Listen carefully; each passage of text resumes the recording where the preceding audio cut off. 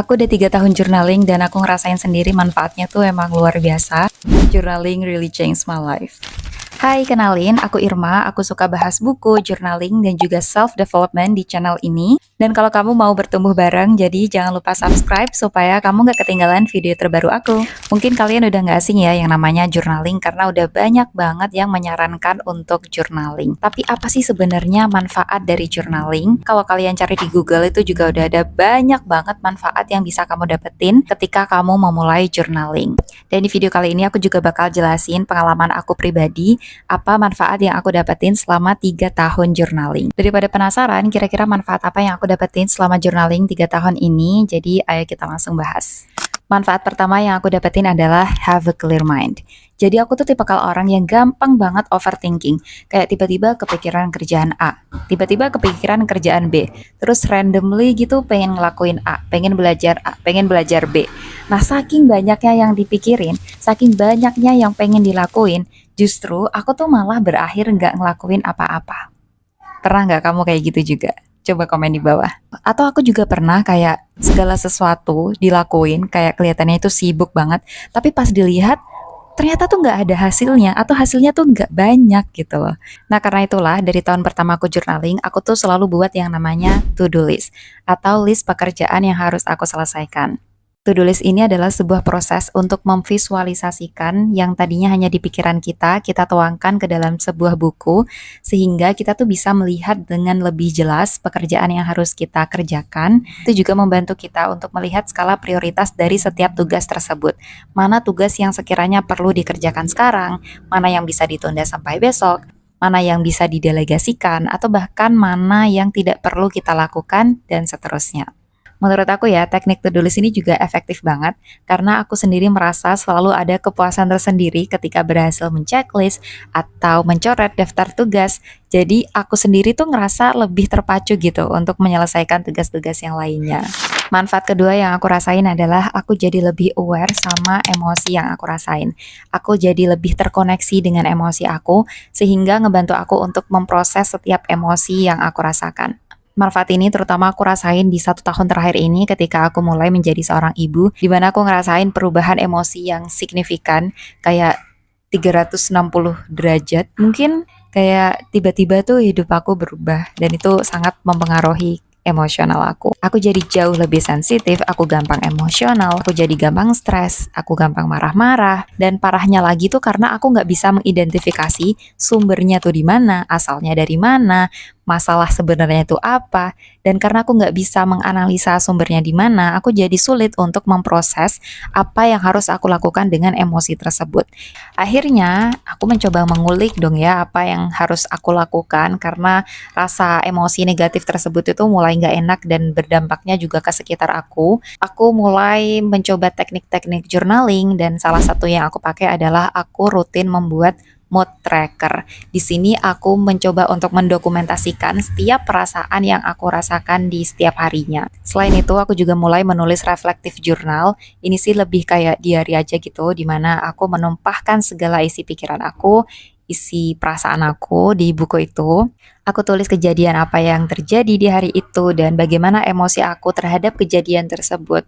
Entah bagaimana, tapi memang perlahan aku mulai melihat patternnya, aku mulai melihat polanya. Dari situ aku mulai bisa melihat dengan sedikit lebih jelas apa yang membuat aku marah, apa yang menjadikan aku jadi lebih gampang kesal. Dan ternyata ada sebagian dalam diri aku yang rasanya belum rela atas waktu yang rasanya itu hilang ketika aku menjadi seorang ibu. Karena sebelumnya aku tuh tipikal orang yang semuanya tuh serba planning. Hari ini tuh mau ngapain, tugas-tugasnya mau ngapain. Kayak aku tuh pengen menceklis semua kegiatan di hari itu gitu ya. Tapi ketika aku menjadi seorang ibu, ada faktor X di mana artinya anak aku ya, yang nggak bisa aku kendalikan. Kayak aku nggak bisa kan mengendalikan kapan dia nangis, kapan dia pengen tidur, kapan dia pengen nyusu. Apalagi aku tuh full DBF gitu. Dan Di satu sisi diri aku pengen melakukan segala sesuatunya sama kayak dulu. Di sisi lainnya, aku tetap pengen menjadi seorang ibu yang hadir seutuhnya untuk anak aku. Yang pastinya udah nggak mungkin semuanya akan kembali normal seperti semula karena ya memang udah berbeda gitu. Nah, setelah aku menyadari persoalannya tuh di mana, aku mulai menata ulang skala prioritas aku. Aku pun harus mengubah mindset aku, di mana aku tuh harus menyadari bahwa saat ini aku mengemban amanah baru sebagai seorang ibu, di mana yang pastinya akan mengubah keseluruhan hidup aku. Tapi bukan berarti aku nggak bisa melakukan apa yang ingin aku lakukan. Aku juga sadar bahwa aku harus lebih fleksibel dengan setiap rencana yang aku buat, dan yang pastinya aku sangat membutuhkan support dari orang-orang sekitar aku. Setelah aku mulai sadar apa yang aku rasakan, aku juga tahu apa yang sekiranya aku butuhkan, aku mulai membangun komunikasi dengan suami aku. Aku menceritakan apa yang aku rasakan, aku bercerita tentang apa yang tetap ingin aku lakukan sebagai seorang ibu.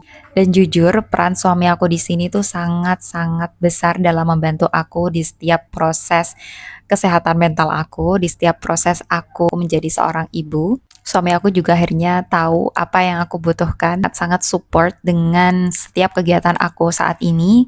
Aku menjadi seorang ibu dan juga berusaha untuk berbagi di sosial media seperti saat ini. Dan ya, akhirnya kita bekerja sama dalam banyak hal dan itu memudahkan kita untuk membangun pemahaman satu sama lain. Kita sama-sama mengerti apa yang kita butuhkan dan saling memberikan waktu untuk melakukan apa yang perlu kita lakukan. Jadi, ya peran suami, peran orang-orang sekitar itu ternyata sangat-sangat besar dalam membantu kita untuk mencapai apa yang kita inginkan.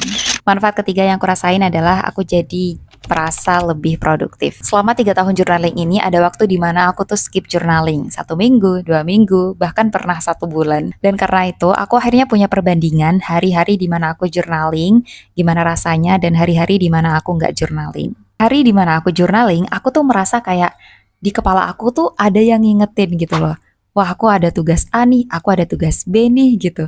Kayak selalu dapat reminder di alam bawah sadar aku bahwa ada tugas yang harus aku selesaikan atau ada daftar kebiasaan yang pengen aku bangun. Jadi di pagi hari ketika aku membuka hari dengan journaling, semacam ada reminder gitu loh, ada A, B, C, D yang harus aku lakuin sehingga aku merasa lebih banyak hal yang aku bisa selesaikan di hari itu. Sedangkan hari dimana aku tuh skip journaling, aku jadi jauh lebih gampang ke distract.